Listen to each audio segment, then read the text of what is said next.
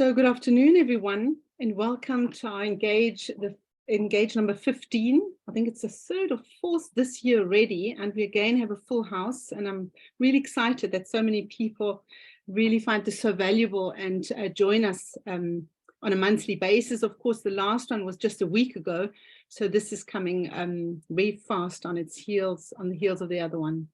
So welcome, everyone.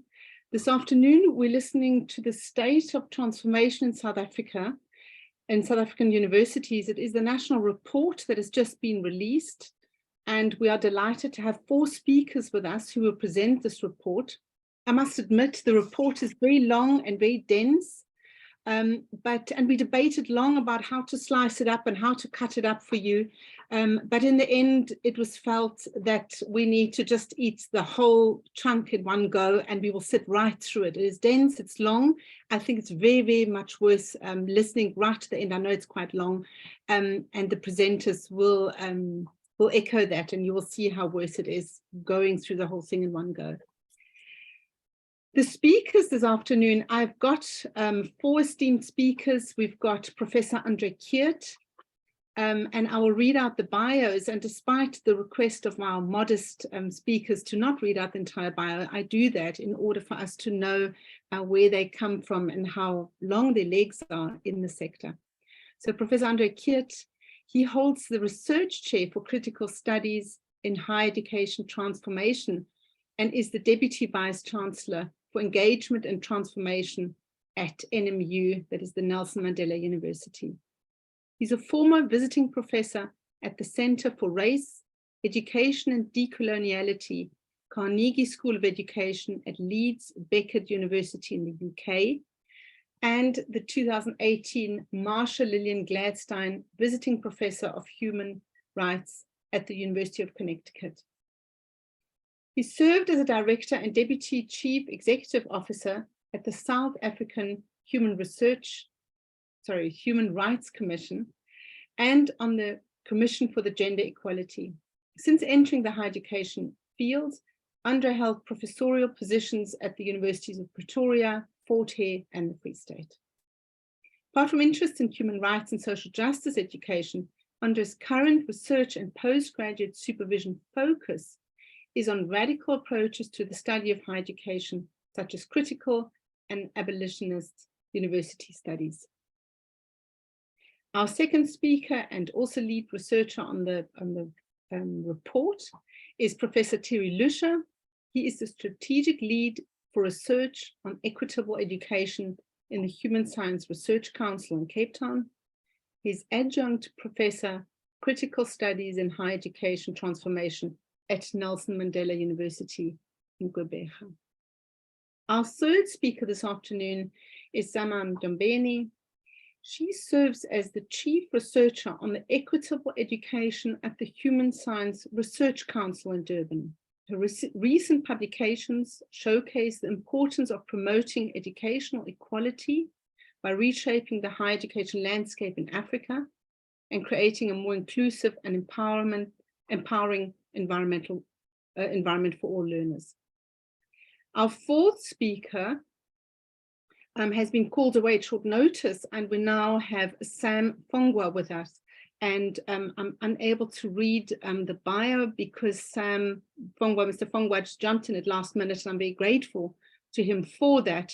So now over to the presenters. Andre will give us some context to the report, and then the lead researchers will present the report to us, and we'll have time for question and answers afterwards. Thank you very much.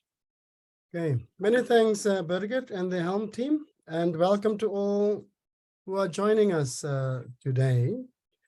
With the approval of the Minister, we today are making public the final report of the TOC on the state of transformation in South Africa's public universities. The Ministerial Oversight Committee, that is the TOC, was established on 10th April 2013 by the Minister, Dr. Zama, as a recommendation of the Sudan report of 2008. The work of the final TOC came to an end in 2021, and in its closeout letter to the Minister included the recommendation for the transformation oversight work to be sifted to the Council for higher education. This idea, in the meantime, has been actioned. The essential remit of the TOC was to advise the minister and the department on the progress of the transformation project in the sector. The TOC was tasked with inter alia reviewing institutions' annual reports and evaluating their transformation plans and charters. This report is a comprehensive overview of the higher education system from a macro perspective.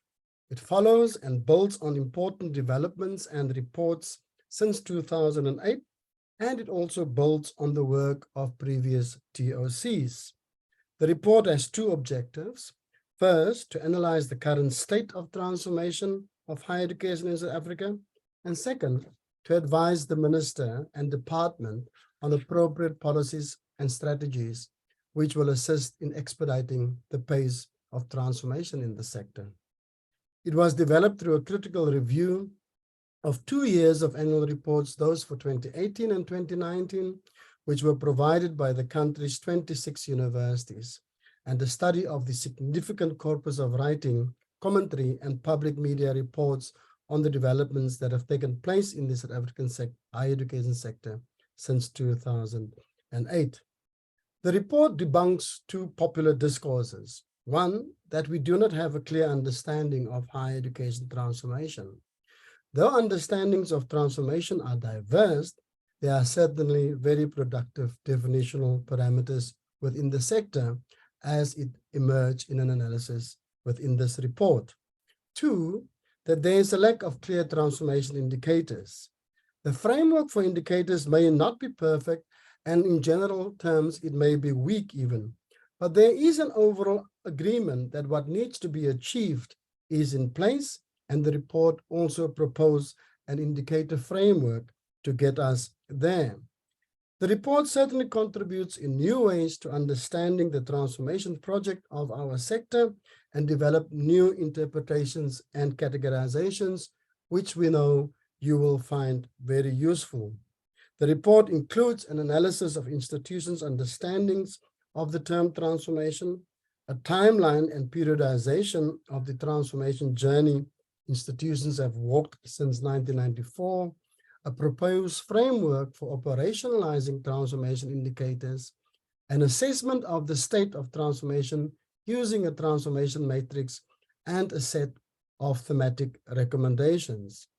As a closeout report to the minister and the department, it is hoped that the report meets the higher requirements of being useful for how institutions should take on the challenge of constantly improving themselves and how the department and the minister exercise its oversight. It is hoped too that it will assist the Council on Higher Education, who is now responsible for transformation monitoring. The TOC would like to thank the Minister for his unwavering commitment to the transformation of the sector and the Transformation Oversight Unit headed by Chief Mabizela in the department for its support for the work of the committee. We would also like to thank the Human Sciences Research Council and the research team, Thierry and Luescher, Bongiwe, Mncwango, Samuel Fongwa, Thelma Oppold, Zama Mthombeni, and Mark Patterson. Lastly, I would like to pay tribute to the last TOC members, Pamela Maseko, Sibenzile Matsebula, Fundisile Nzimande, Kupano Ratele, Pearl Sitoli, Crane Sudin, and Christine Winberg. It was a privilege working with them. Many, many thanks for everybody attending today. And I hope that Thierry will also explain just in brief how the making public of the report will be made available to those of you attending, and of course to people who has a broader interest in the transformation of our sector. Many, many thanks. Back to you, Birgit. Thank you so much. Thank you very much. It's really over to Thierry now. Thierry, your team with Zama and Sam. Thank you. Thank you very much, Andre. Thank you so much, Birgit. Thanks for that good introduction to the report as well. I'm here today with Dr. Sam Fongwa, who's joining us from Codesria. He has since he left the HSRC, joined Codesria in Senegal, and Ms. Zama Mthombeni, who's the chief researcher in Durban in the HSRC, and Dr. Bongiwe Mncwango might be joining us still later. Unfortunately, she's been called away to make a presentation to the presidency, very short notice. So the report, the executive summary of the report, I'm not sure whether it has been distributed already. It is ready for distribution. We have given it to USAF, and the full report should be ready for distribution by end of this week. It is actually at the moment in the last corrections for the layouting and the typesetting, and then certainly in ebook format it will be distributed. It has only been disembargoed about a month ago by the minister. The report, however, has been ready for a while already, and I understand that the Department of Higher Education and Training and the ministry, as well as the CHE, the Council on Higher Education, have already started interacting with the report. So what is this report about? We're gonna walk through very briefly through the entire report with you. I know this is going to be very overwhelming. The report itself is actually 170 pages, and it is presented in essentially 4 chapters. The first chapter is a literature review and talks about the transformation touchstones, definitions of transformation, as well as the way it has been operationalized in this report and the research questions. Then the second chapter looks quickly about how is actually transformation reported in the sector. And that, of course, links up with the methodology. So the Transformation Oversight Committee was actually charged in its regulations to do analysis of the annual reports of universities. And so it approached us at the HSRC at the end of 2019, beginning of 2020, to do precisely that. So we are also looking then in chapter 2 at how is transformation reported by the universities, and then what do they say about transformation in their practices, in their core functions, in the institutional culture and higher education experience, as well as in governance. And then chapter 4 is a more of an interpretive chapter. That chapter tries to now, on the basis of this analysis, understand what is the state of transformation in South Africa's public universities. And that then leads to a number of recommendations and conclusions. To start out with, I would like to hand over to my colleague, Dr. Sam Fongwa, if he is able to start with the first chapter. Sam, can you take over here, or should I continue? Thank you very much, Thierry. Let me have a quick run. In case I miss 1 or 2 things, then you can come in. Thank you very much, colleagues, for attending. This is a very big group, and it shows us the interest in which we all have for the higher education system, but also to ensure that the system is responding to the needs of our society, starting with transformation. I don't know who is moving the slides. I am moving the slides. You can just tell me when. Yeah. Next slide. So here we are looking very briefly, because of the length of the report, the context within which the study was conducted. We understand over the last 25 years, the higher education system has been grappling with the notion of transformation.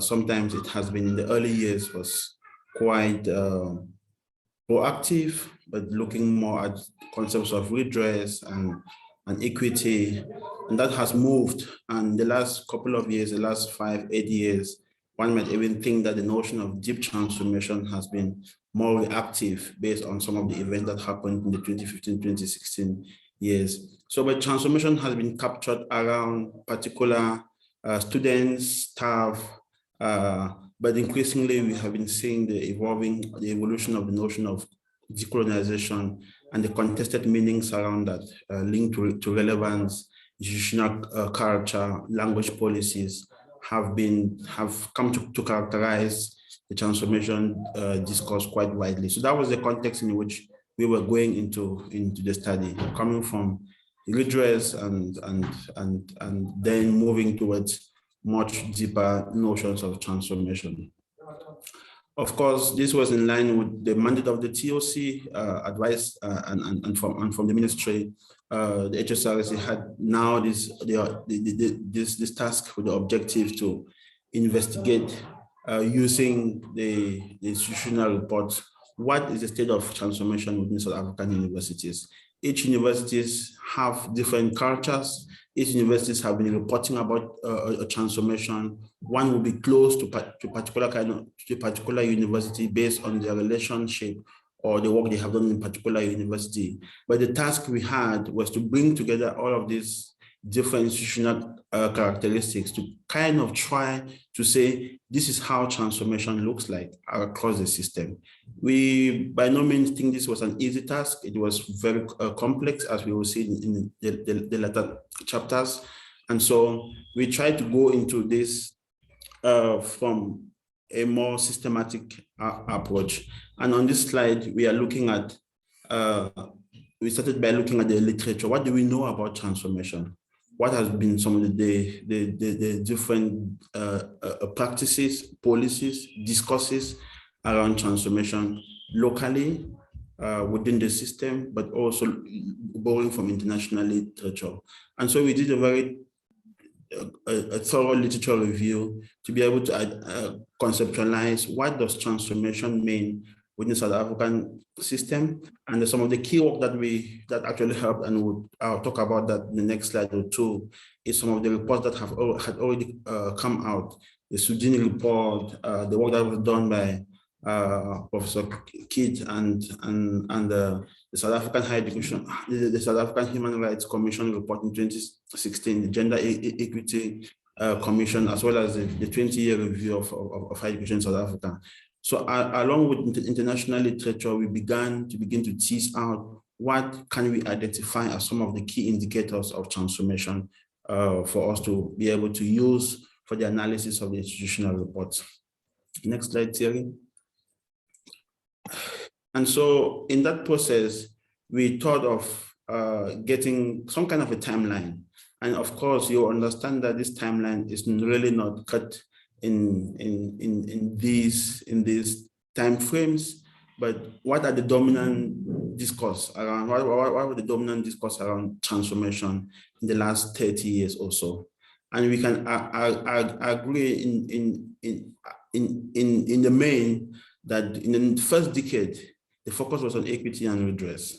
How do we fix a system that was initially very bipolar, not a bias system, one very well resourced, one less resourced, one with different mandate, and another with a different mandate, to become a system, a coherent system, working together as one. And then moving on to the next decade was less talk around equity and redress, but how can the system function much better? How can we enhance efficiency? How can we enhance quality? And that came with a different kind of indicators as well, and structures to be able to enhance that. And in the last 10 years, as you can see, the notion of what we have described as deep transformation to move into equity, but also redress, but moving into development, and development here defined quite broadly, not only in terms of economic development, but how the system itself is evolving and can evolve even much better.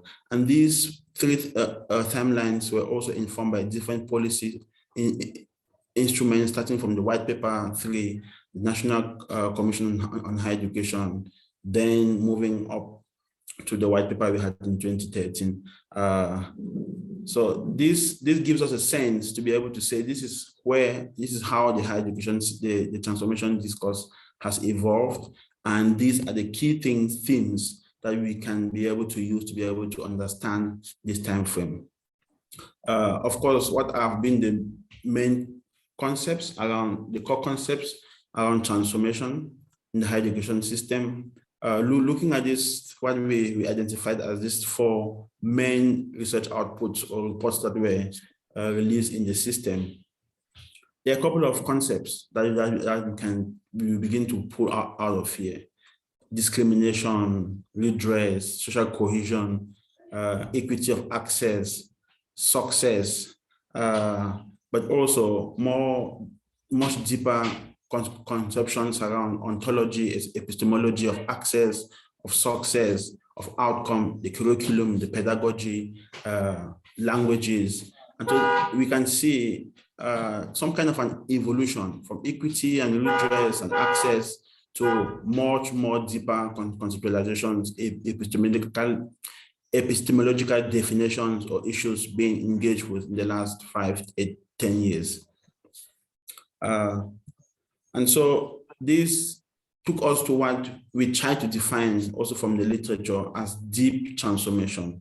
What can we define as deep transformation? Moving from just figures and redress, institutional size and type of students access, but looking into much deeper aspects of the higher education experience, both from a student and staff, but also external stakeholder perspective.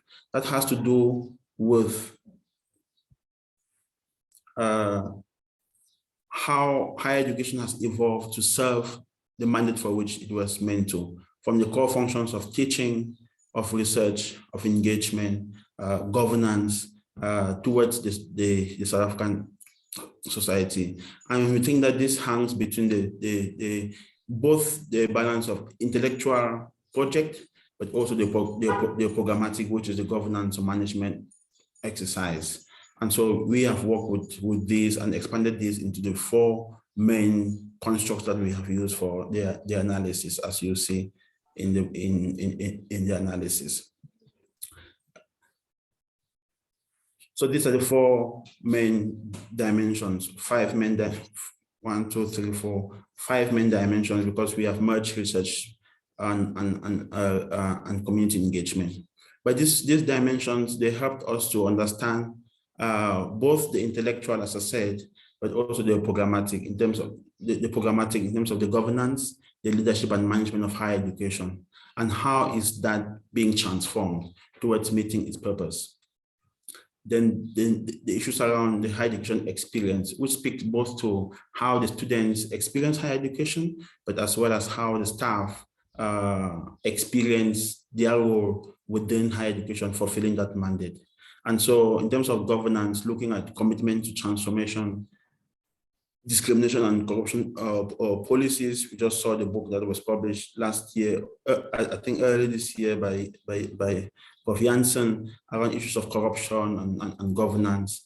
But then teaching and learning, which has been a very contested area in the last couple of years, with issues around language, access, epistemological access to the research process, the teaching and learning process, language policies, the curriculum, decolonization, Africanization. And so how that translates into the outputs, which are knowledge production, engagement with the communities in different forms, but also how that translates to the outcomes, not just the output, the outcomes of higher education. And these outcomes, they go beyond just having a job, but how do the graduates, how does the university contribute to society, much broadly speaking? And so we have framed these 5 dimensions, but in the analysis, we get it more as 4 dimensions because we merge research, knowledge, production, and community engagement to be able to say this is how transformation has evolved, and this is how we can understand transformation based on these dimensions. In the next slide we look at a bit on the methodology, which, as we have already explained, focus on 2 years of institutional reports from 26 universities That was 2018 and 2019 reports.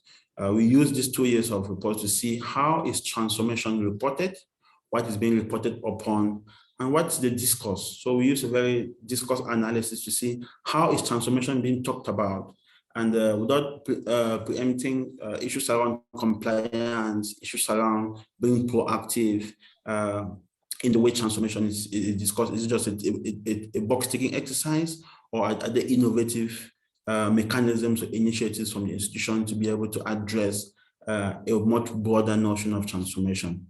And so we had to go in, we got the reports from the department. They were all coded in SPSS, Atlas TI, and then using the codes that were developed, we developed themes, and the report was written up in terms of the analysis.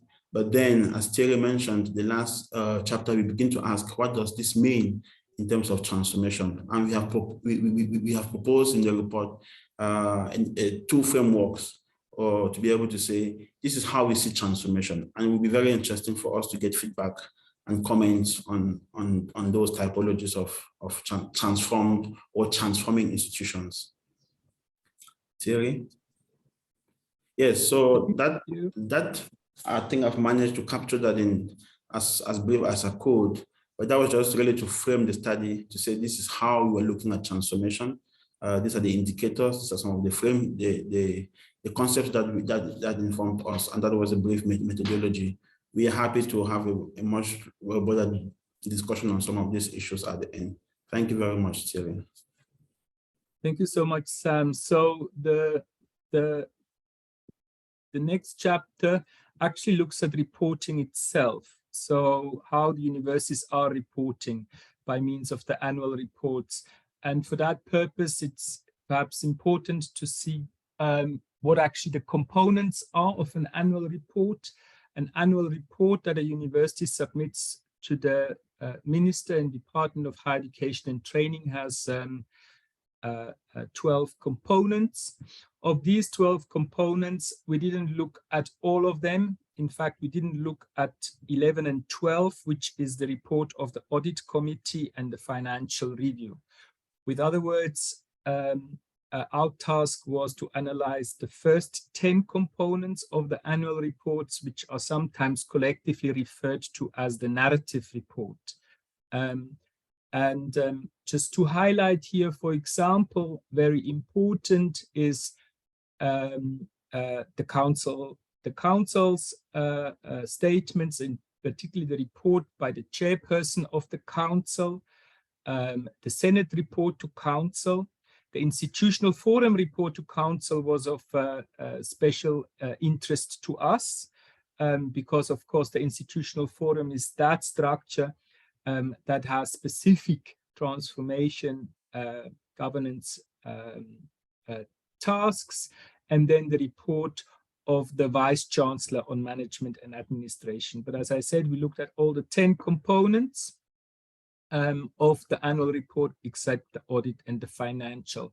And just a very broad overview to show how much diversity there is in annual reports. On the leftmost column, you have the names of the universities, the 26, and then how many pages do these narrative reports have? So that goes from the longest one, or that UJ submitted in 2019 of 418 pages, to the shortest one, which is the one that Rhodes University submitted in the same year, which is 20 times shorter. It's 54 pages long. And then we did just an exercise to see how many times do they actually mention transformation in their annual reports. And here one also sees a huge variety from Forte and University of Limpopo that has over 100 pages mentioned transformation just about 6 times, as against other institutions that mention transformation 150 or 120, over 100 times. And then, as you can see, this is actually sorted by the density of mentions of transformation. So one can see that TUT has the highest density of mentions of transformation in their report. In fact, in 2019, over 121 pages, there were 121 times, just serendipitously, that transformation was mentioned. With other words, if it was evenly distributed on every page, transformation is mentioned at least once, whereas again, at some other institutions, particularly historically Black and rural institutions, you will find that transformation is mentioned very rarely. So at the University of Limpopo, in the annual report, every 20 pages, if one was to generalize like that. Then there's also something called the report on transformation among those 10 that I've shown in the previous slide. And some institutions do something that's called integrated reporting, or they integrate their transformation report within any of the other reports. And so here one can see whether a specific report on transformation has been included and how many pages that is. And here again, one can see in some cases it's just 1 page long. In other cases, it can be up to 34 or 25 pages long at Univen, for example. And so that's just an overview. That's the vast diversity of reporting that one has to actually, that one works with, receiving every year. What we found is that, interestingly, reporting is not actually specifically aligned to mandates. So, for example, we've got the 3 different mandates of public universities. That's the traditional university, the University of Technology, and the comprehensive universities. But UTs and comprehensives do not actually report specifically in a different way. So they don't, for example, report more than traditional universities on their industry-linked partnerships or on work-integrated learning and so on. And here one can see there's something a bit off about that. If you are mandated to be an institution of a particular kind, perhaps annual reports should be aligned to that. Some reporting we found is very uncritical and is certainly not transformation focused. And also, as a very broad overview, we found that therefore there was a great need, when you saw the diversity of the previous page, of standardization and comparability. So that's just to show a very, very broad bird's eye overview that doesn't really tell you anything about transformation itself, but of course only about the actual reporting on transformation. We now go into the kind of the meaty bits of our work, starting again. So this is, as Sam has shown, in terms of the empirical dimensions of transformation, or how transformation was actually conceptualized and operationalized in this study. We're looking at 5 broad dimensions, that is governance and transformation commitments, something we call the higher education experience, which also looks at the staff and student bodies and so on, teaching and learning, research and community engagement as the core functions of the universities. A quick broad overview again. So now again on the how do the universities understand themselves in terms of transformation? Well, in parts, one might want to just look at how often, again, in a classic content analysis, do they actually refer to any of the transformation principles that come from the white paper? So how often are terms like equity, redress, development, democratization, effectiveness, efficiency, quality, academic freedom, institutional autonomy or public accountability mentioned? And here you can see there's a huge range again. Development, of course, being a very common term, so that can refer to much more than development as a transformation principle. Also with quality, less so perhaps with equity, but isn't it striking to see that quality and equity are almost mentioned 1,000 times across the 2019 annual reports, but public accountability, democratization and institutional autonomy less than 10 times. That should tell us something. So it's especially actually the governance principles that are very rarely mentioned in the annual report. So our first dimension is governance. And governance, of course, refers to the structures and processes established to make high-level decisions and give guidance on leadership management and operations. And the white paper on higher education says that transformation of the structures, values, and culture of governance is indeed a precondition for a successful transformation of the system and its institutions. So, for example, in the one university, a quote that one can say comes from their annual report is, "The council is committed to ensuring that transformation is approached in its broadest understanding, not only pertaining to equity matters, but also to the way in which the university conducts its business, responds to its communities and its students, and how it builds relationships with government at all levels," and so on. What can we say were some of the high-level observation? One is that all transformation commitments tended to be broad and comprehensive, but it was difficult to identify in most cases what they actually were focusing on. Broadly speaking, one could discern two orientations. One towards internal matters of equity and transformation in one set of institutions, and in another set of institutions, there was a stronger emphasis towards outward-focused relevance in their transformation narratives. Most universities have institutional forums, but in most of them, they are barely complying with the law.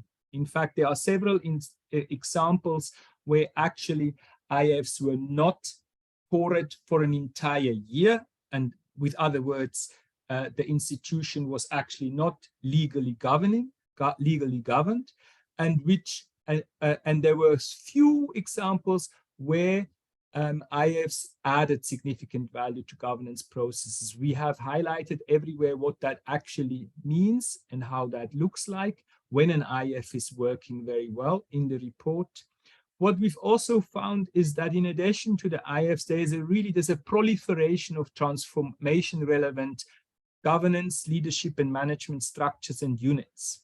But the problem is they tend to have no clear relationship with the institutional forum. With other words, as a statutory governance structure, the institutional forum tends to be sidelined from actually what's going on in the institution. So the question there is, what are those mechanisms that are required to mainstream transformation and to also make this governance structure work optimally? In fact, what we found, of course, and what even a number of institutions reported on, continue to report on, is the impact of student protests and activism, including also staff protests, on introducing new concepts into their transformation discourse and their transformation practice. And of course, we're very well aware of those from Roads Must Fall, decolonization, for example, the rethinking of institutional culture, and so on.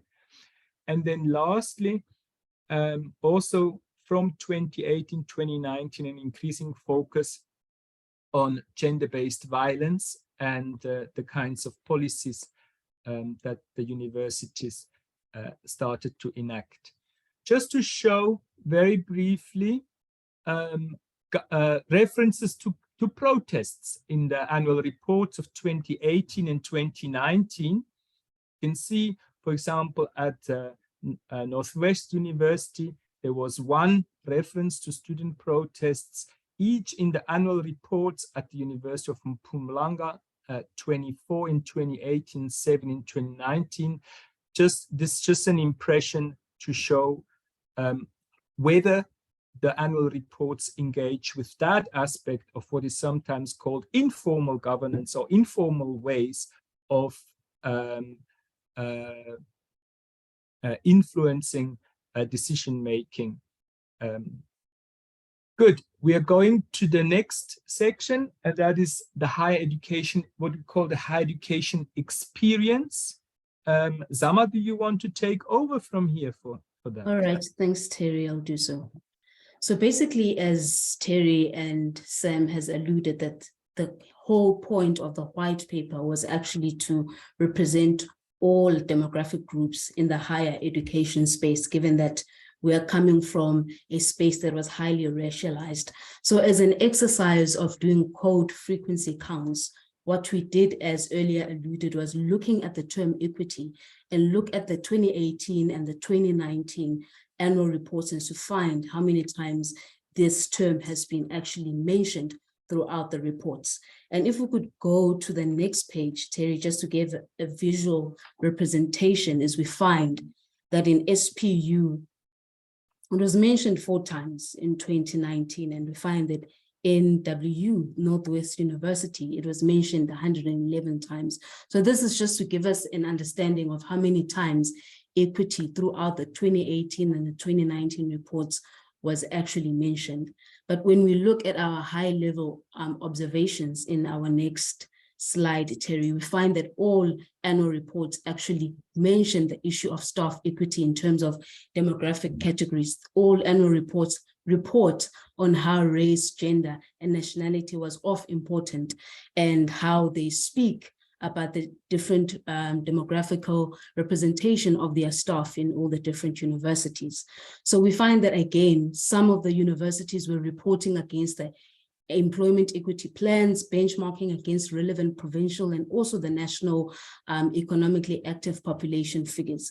And we find that there were a lot of pro-equity interventions that certain universities also mentioned as a way that they use to mitigate their staff and their student profile. So we find that, again, something that is worth celebrating in our next point is that the massification of Black higher education, where we find there's been an increase of the student body, where we have different races of the student body being part of the higher education system. But the equity challenge still is there, because we know that with NSFAS related challenges that are still even continuing now in 2023, that a lot of universities have reflected on issues of NSFAS challenges and causing protests which are also related to governance issues.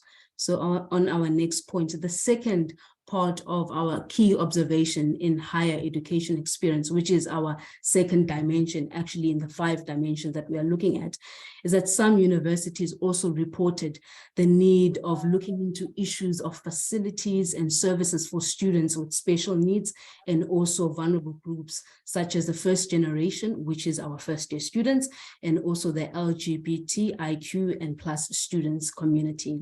So we find that there are certain mentions, according to our annual reports, that there are student affairs interventions that are actually mentioned that are being enhanced, such as diversity and leadership and citizen skills, where they're leveling the play between rich and the poor and the socially privileged and disadvantaged students. So we find that, as mentioned earlier by Thierry in relation to governance, that there is also a changing institutional culture where there's a lot of bullying, harassment, victimization, and also the national cry of gender-based violence that has already impeded in our higher education space. We also find that there's hate speech, sexism, racism, homophobia, and there has also been a changing language policies and names of places and buildings, and this comes from the national call of Africanization and decolonization of our higher education institutions.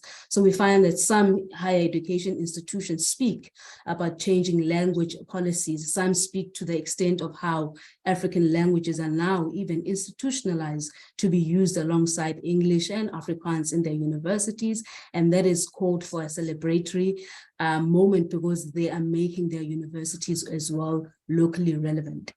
Some, when they speak about the issue of development, a lot of the universities also highlight and reflect on spaces of how they integrate ICT in their teaching and learning space and how they're improving in their overall infrastructure in their universities.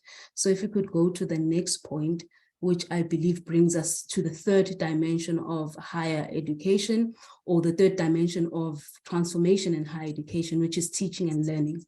So as we spoke about the concept of deep transformation in teaching and learning, and also in our conceptualization of what transformation is all about in our higher education spaces, is that it has evolved to address issues that are entrenched in social justice, equality, democracy, and develop critical and diversity citizenship skills.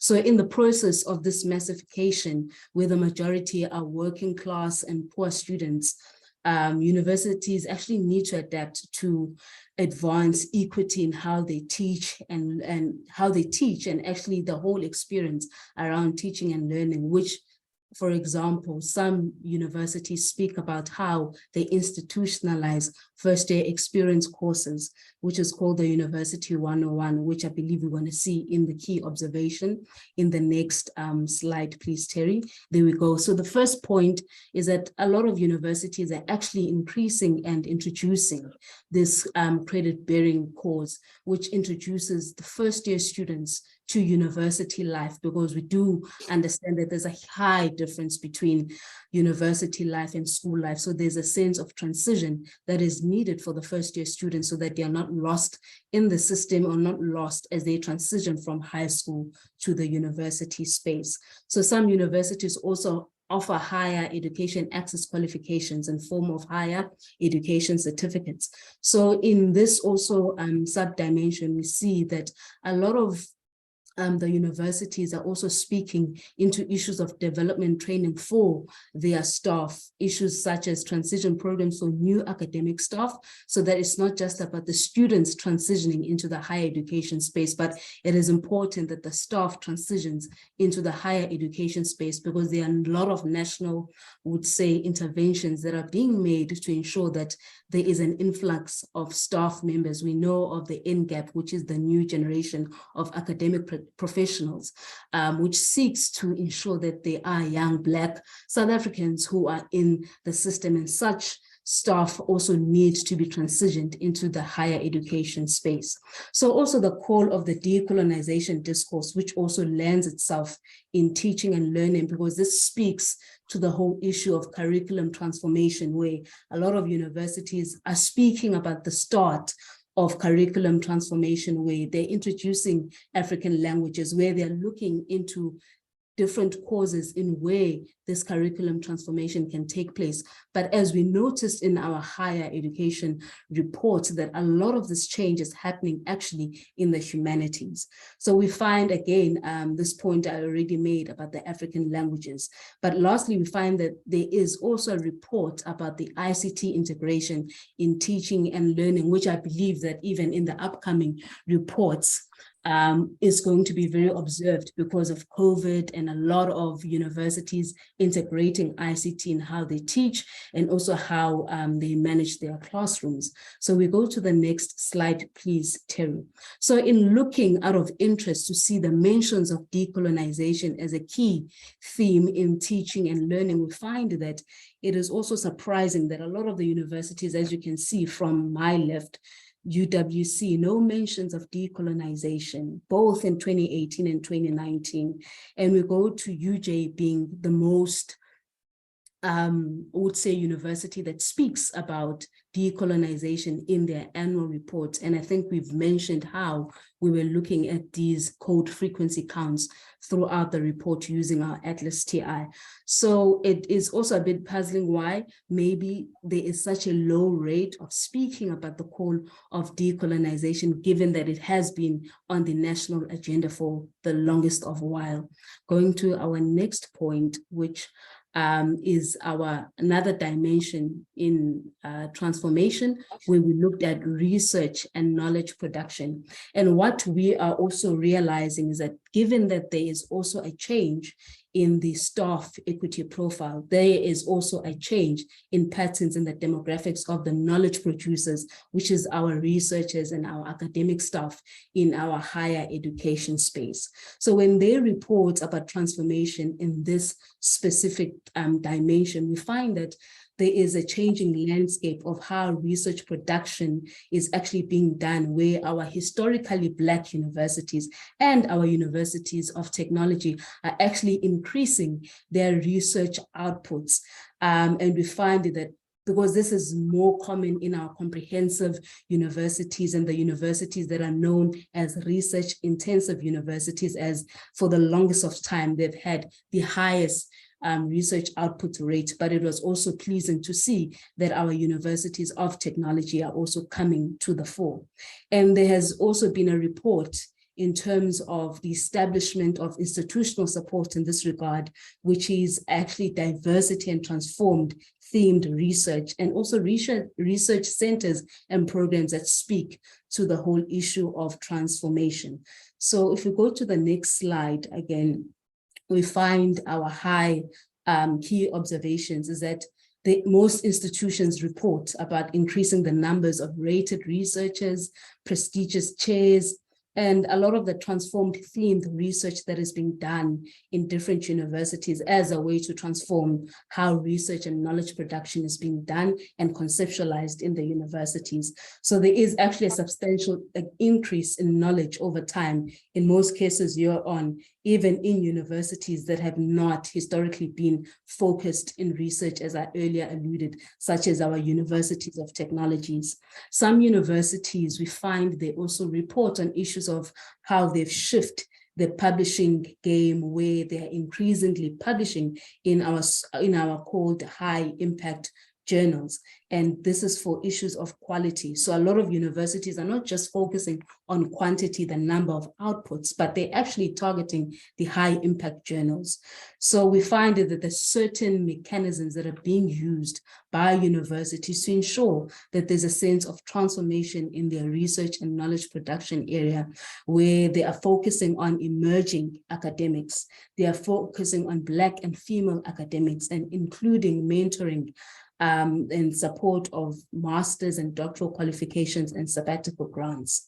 And we find again that institutions are engaged in NRF capacity development initiatives, because a lot of them reported in this regard. And we find that a lot of the institutions do significant institutional research, such as the first year experience surveys, where a lot of institutions are getting feedback from their first year students regarding their whole higher education experience and research and knowledge production. So we find that there's institutional culture studies. A lot of these are inward studies that look at the institutional landscape in terms of research and knowledge production. So if you go to the next point, Thierry, I think this is where I give over to Sam. Sam, are you still there? Yes, Great. thanks, Thierry. I think the last dimension for transformation, which we were looking at as a research team, was the notion of community engagement and social relevance.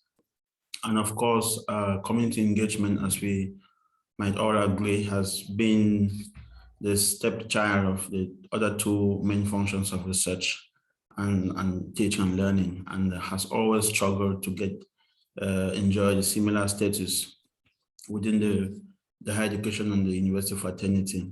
So this has, as the literature shows, has led to a very wide conceptualization of what community engagement is or supposed to be. And my personal critique at some point is even the white paper does not provide a very strong anchor for institutions to lean on, because it's very also loose within the white paper as to what community engagement is supposed to be. But what we found in alignment to that is that the universities are conducting community engagement in different ways. There has been a very heightened effort from the universities to engage with the communities, and the notion of community is defined quite loosely from business, industry, local communities, civil society. There is somewhat of an emergence of new concepts, one of which is the notion of anchor institutions. The extent to which community engagement is contributing to transformation internally was really not considered in the annual report. So it's really a reporting tool, but how that translates into transformation, which is something that has been shown in other literature with service learning and other forms of engagement. And so observations, as mentioned, is that from a conceptual point, some of the key concepts used are reported upon: community engagement, engaged scholarship, service learning, volunteering. Some universities bring in the notion of third function, others integrate the community engagement function within learning, teaching and learning and research. And again, that one might expect that there is much more clarity from the policy as to is the third function or is the second function. In terms of the structures reported upon, many universities have developed different structures to support community engagement, which is really worth recommending. We have community engagement offices, DVCs for community engagement, service learning and engaged research being used in promotion and other kinds of recognition policies. In terms of— Hi, Dr. Pongwa, can I interrupt you slightly? It's going on almost 3 o'clock, so I don't want to lose any of the qualitative stuff at the end. And we're on slide 30 out of 50, if I may just ask to speed up slightly. Thank you, Bridget. In terms of practice, of course, the focus is on the reporting. There is very little in-depth reporting on community engagement like we saw in teaching and learning and research. Of course, this has been an issue of debate, and we've been grappling with this within the broader higher education space. There is stronger need, we think, in terms of the reporting, of linking the work of community engagement to transformation, the transformation agenda of the university, but also of the sector broadly.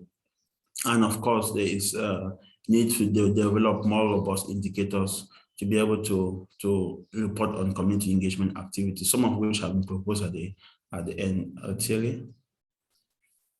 Thank you so much, Sam. So following the section of transformation in practice and how actually the universities are reporting on their practices of transformation in keeping with our definition of transformation and the indicators, we now look at how one can understand how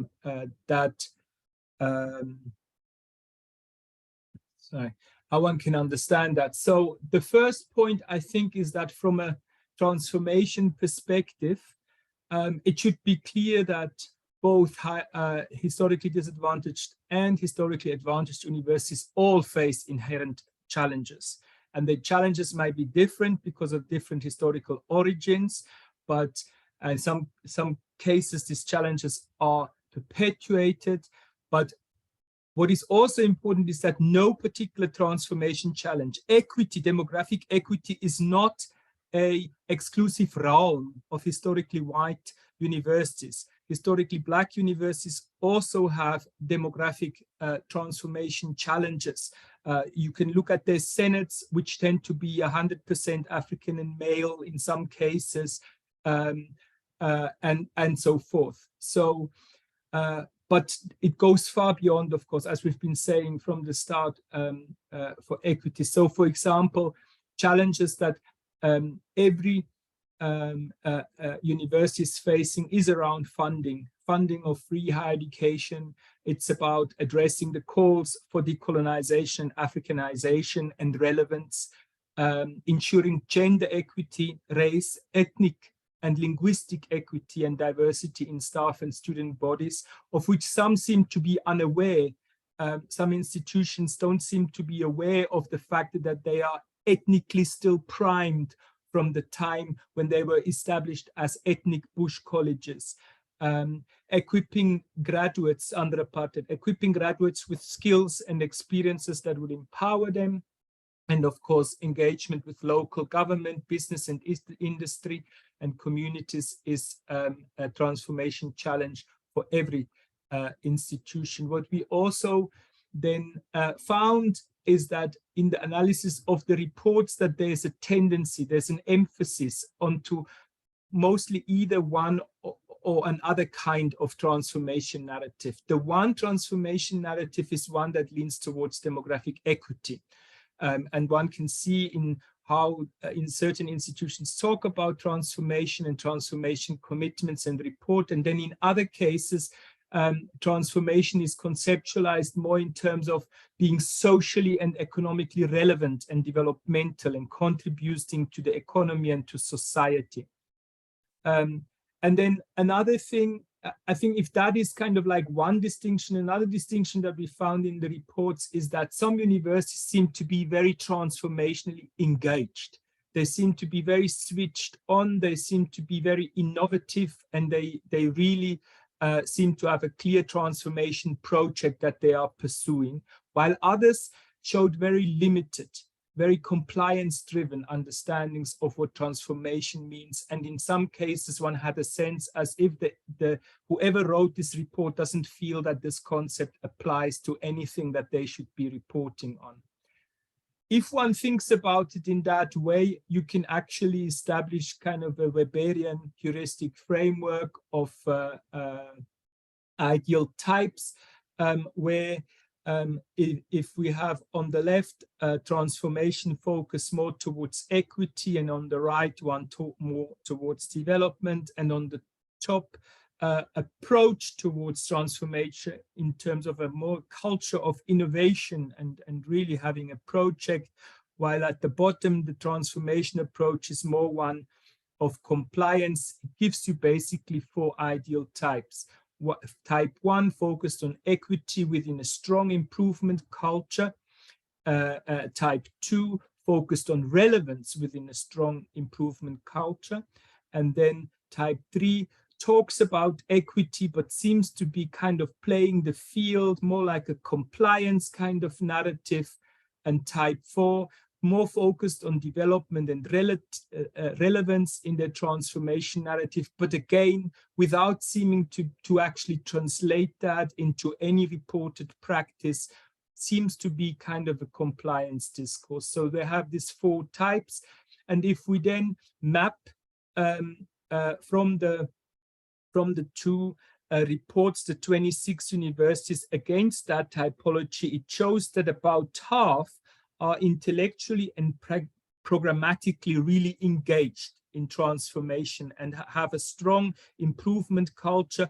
That would be the top half, while the bottom half, the transformation project is contested, typically resulting in a half-hearted conceptualization of transformation, a very rote kind of way, it seems, of the reporting on transformation, pretty much producing very likely a culture of compliance, which results in change without change.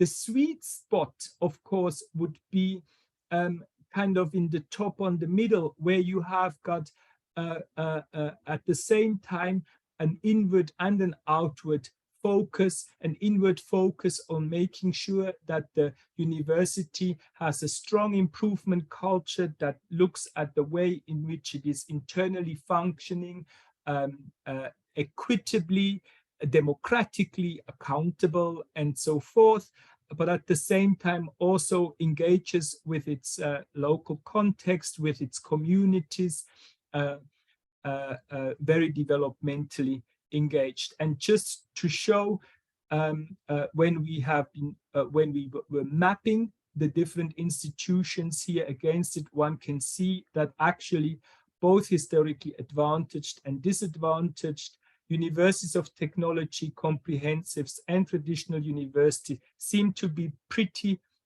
widely spread across all the types of transformation narratives that we have identified. So what then is the way forward here? how do we move towards transformative universities, and what are transformative universities? Well, in keeping with our conception of what is deep transformation and how to actually empirically observe it and understand it, a transformative university would be one that pursues the principles of transformation in its governance, in its core functions. It's deeply aware of the changing conditions within which it operates, draws on its Africanness from its a deep consciousness, of course, of history, of philosophy, of values that produce overall a decolonizing and developmental practice. One that is actually able to engage comprehensively with the transformational mandate, and that, of course, brings us back again to governance, and one that develops its transformative potential and capabilities to the point where it is mainstreamed and where transformation is professionalized as well. Focus on equity, its known constitution, democracy, democratization, and accountability in the way it operates, be developmentally engaged in its outlook, have targets and interventions with respect to the full range of transformation principles and dimensions, including deepening democracy within and beyond the campus gates. Birgit, I need guidance from you here. Would you like us to look at a number of interventions and recommendations here, or should we open up the floor to some questions and comments? Thierry, I can see you've got 6, you're on 39, you've got 250. I'm concerned about time. Can you do it in the next 12 minutes? Yeah, Andre also, yeah, till quarter past. But do it as fast as you can. Just rush through it, Yeah. All right. So 6 minutes. So the recommendations that we have can be basically distinct between system level recommendations and institution level interventions. So at the national level, what we see is that there's actually a very ready take up of what comes from the DHET, what comes from the NRF, the HEQC, or even USAF. And it just shows that there's actually an interest in having standardized tools and toolboxes produced at the center, where those institutions that have got the capacity to develop their own programs, they can develop their own programs, but others are able to link in and latch onto interventions that are provided or that are proposed from system bodies. This, for example, as well. So with other words, there's actually an argument for more guidance. There's actually an argument for more programs to be developed in the same way as the NGAP program and so on, where institutions can join in according to their need and according to their means and their wishes. There's certainly a need for a much more standardized way of reporting on transformation and more generally. And then there's probably a need for sectoral bodies to champion transformation. So we've just seen Professor Andre Keet has announced that the TOC's mandate has now moved to the CHE. In fact, that is one of the recommendations that if the HEQC was established specifically for the principle of quality to be monitored, audited, reviewed, and so on, where are all the other principles? We don't have sectoral bodies to champion other transformation principles. Quality was a discourse of the 1990s at the international level. Equity was the discourse at the South African level, but it took 15 years for a South African body that actually looks at transformation as equity to be established. So if we want to have a focus on a particular transformation principle, perhaps we need to think about structures that can help with getting a focus on that. Also, for example, in terms of the functions, the research function was championed with the establishment of the National Research Foundation. No such championing body exists for teaching and learning in particular, or for community engagement, even more necessarily, that could have the kinds of system-wide transformative impacts that the NRF clearly is having and is reported to have. What does transformation in governance would mean?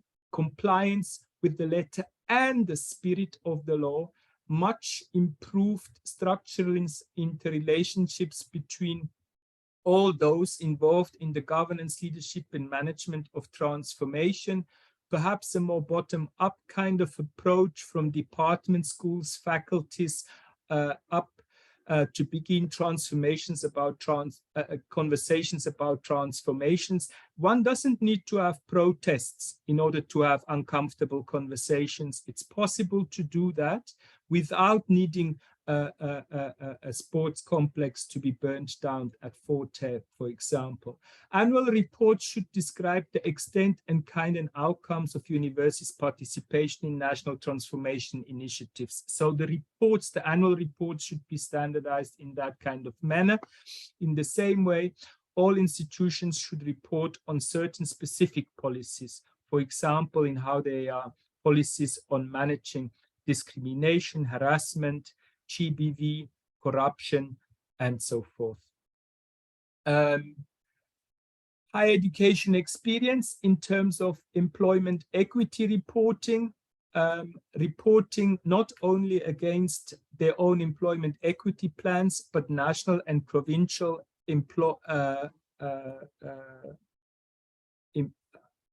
economically active population statistics. That's a very useful way of showing how far actually an institution has moved in terms of becoming more demographically representative.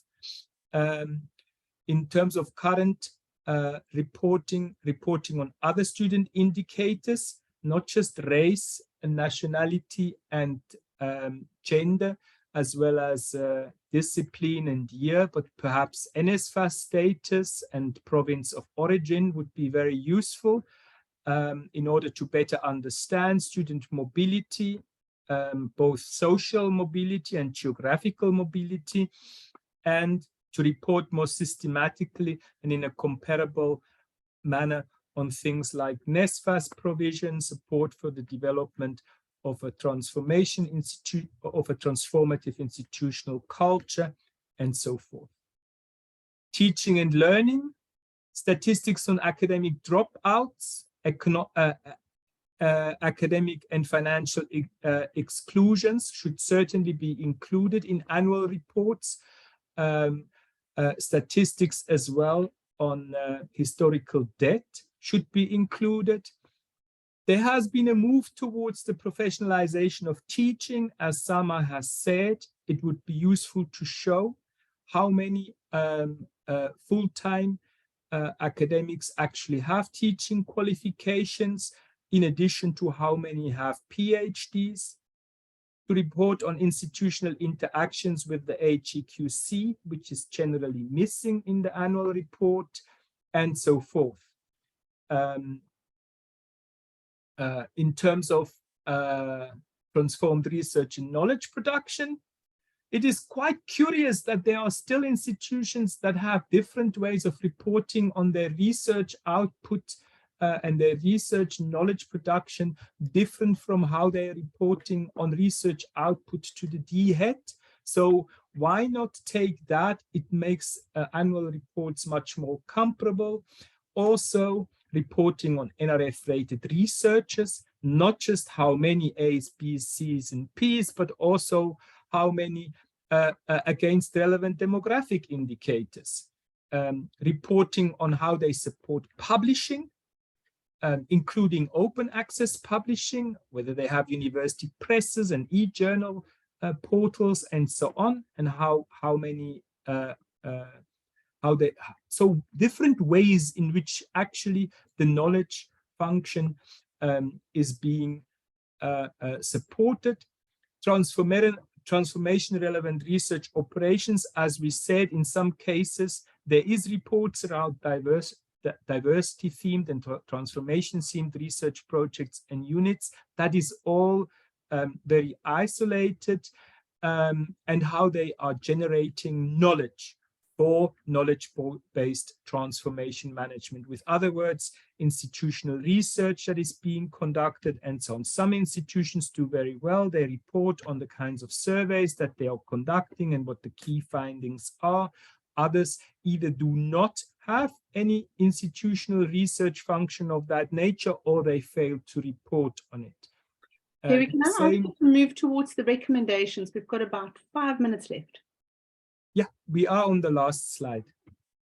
So, and then the same with community engagement. As Sam has noted, reporting on community engagement should indicate the policy structures and processes that have been established to support this function.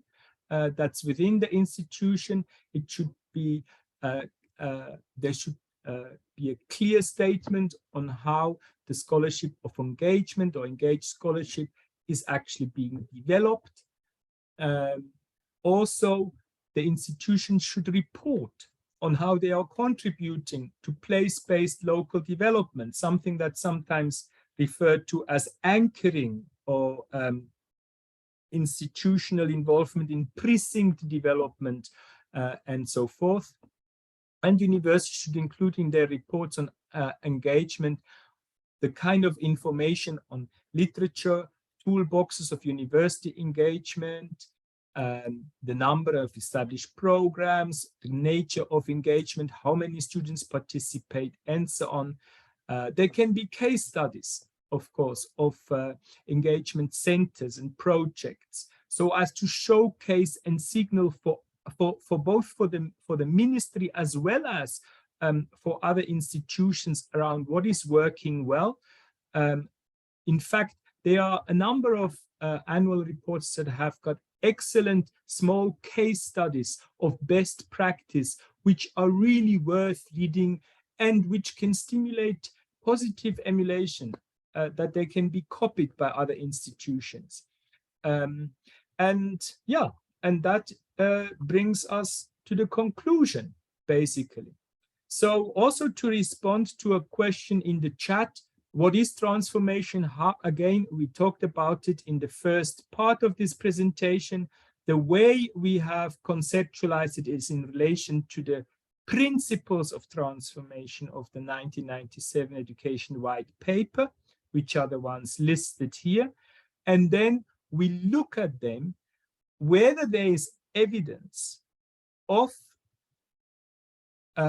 practices in order to support these principles in all dimensions of higher education, in particular the core functions, higher education experience and governance.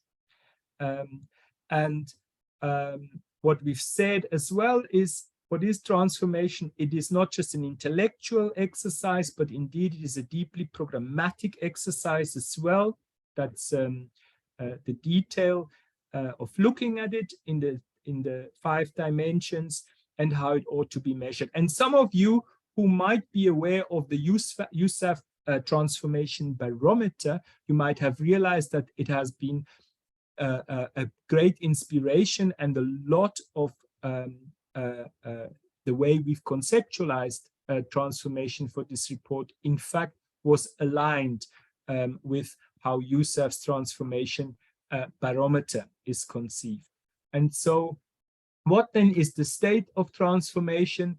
Well, there are, you could say, 3 types, broadly speaking, of orientations towards transformation: the diversity-focused universities, the developmentally engaged ones, and as well as those where universities which lean either towards an equity, diversity, or development relevance kind of narrative of transformation, but where the entire project seems to be essentially contested. Good. I'll leave it here. Thank you very much. Thierry, I'm pleased you're leaving it there. I was worried about getting rude about how often one can interrupt before it is rude. I'm very pleased that you did address the issue of what is transformation, how you understand it. People had asked about that. So that's in your conclusion. It came at the end of it. We've got a few minutes left. There is a question, there's a number of questions, Thierry, that came up about the type of institution. Is there any trend you can speak about in terms of in terms of transformational trends divided by the type of university? So in terms of the different kinds of transformation narratives, what we found is that it is comprehensive universities and universities of technology that have more a tendency towards a development-oriented transformation narrative. But that's probably about as far as commonalities go. Both historically advantaged or disadvantaged institutions, whatever their history is, basically, they can lead to either one of the kinds of narratives, and also even whether they are what one could say serious, very programmatic and intellectually engaged in terms of their transformation approach and quite innovative, or rather more espouse kind of a compliance discourse. There's no real pattern there. You cannot even say it is the rural institutions or it is the historically black or white institutions or the comprehensives that are more leaning towards the one or the other. Not at this point. I wish I could be sharing the identity of the institutions on that matrix. Unfortunately, I'm not allowed to do so by the TOC. But it is certainly, given that the methodology is all there, it is absolutely open to everyone to do their own analysis and then interpret how a particular institution they think would fare in terms of that matrix. Thanks, Thierry. So we know from experience that we have the participants dropping off from about now onwards, going to the next meeting. So I don't want to ask another question. I do want to reassure everyone you get this recording. That means a link to this recording tomorrow. You also get the full report tomorrow, and this PowerPoint too. I also want to encourage you, in the report, you will find the email of Professor Luescher and Professor Keet and the co-researchers, Dr. Mncwango and so forth, and you can email them direct if there's any questions you have and so forth. I want to thank all the speakers, Zama, Sam, Thierry, and Andre. Do you want to put your cameras on so we can thank you? Thank you for fantastic work you've done across the sector and for this report. We all will download it and read it and hopefully digest it and discuss it in our spaces. Thanks very much. I know it's the first of many engagements going forward. Thank you very much for presenting it to us here, Professor Keet and team. So thank you very much, everyone. An evaluation is in your link. The next Engage is at the end of July. Information for that is forthcoming. Thank you all, everyone. Thank you very much. Thank you so much, everybody. Thanks, Thierry, Sam, and Zama. Thank you so much. And thanks for everybody who came and those who are, of course, interested in best practice and so on. Read the report, because that has been one of the major things in the report to precisely highlight what are the best practices around when it comes to transformation in the higher education sector and specific institutions. Thank you. And the report will be available on Friday, Birgit, okay? Oh, not tomorrow. The published Yes. version. And tomorrow is? Tuesday. Oh, Yes.